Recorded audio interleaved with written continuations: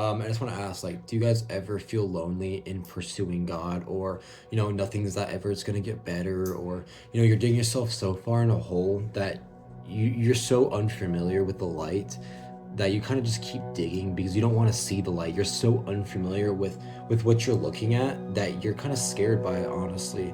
And this is kind of, I'm preaching to myself almost, guys, because sometimes I am feeling this often, and I just kind of want to preach to myself. Even David in Psalms cried out. He said, "Why have you forsaken me, O Lord?" And he's a man after God's own heart. So if we are feeling this and he's feeling this, you know, David was with God. So if we're feeling this, we're not alone. No, we're not alone in this. And I just want to leave you guys with three things that could help your loneliness, your journey in this. Is that loneliness isn't a sign you're far from God.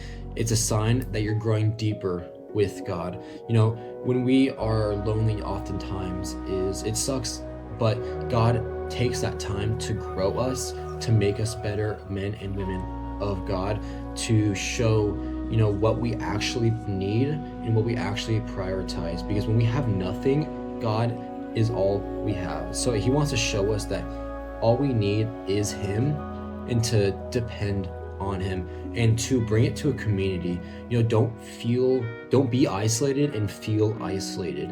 I do this all the time. Is when I'm feeling down or lonely or whatever, I tend to go in my room or wherever, isolate myself, because I don't want to bring it up to people, because I hate talking to people about my feelings. But it's the best way to grow community in your friends, family, or church or whatever.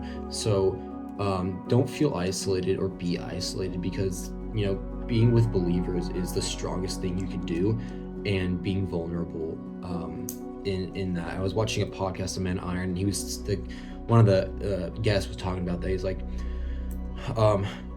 my feelings, like showing my feelings is one of the hardest things that you could ask me to do, but it's one of the most important things that you could ask me to do. So that's really powerful. And three is, stay in the word.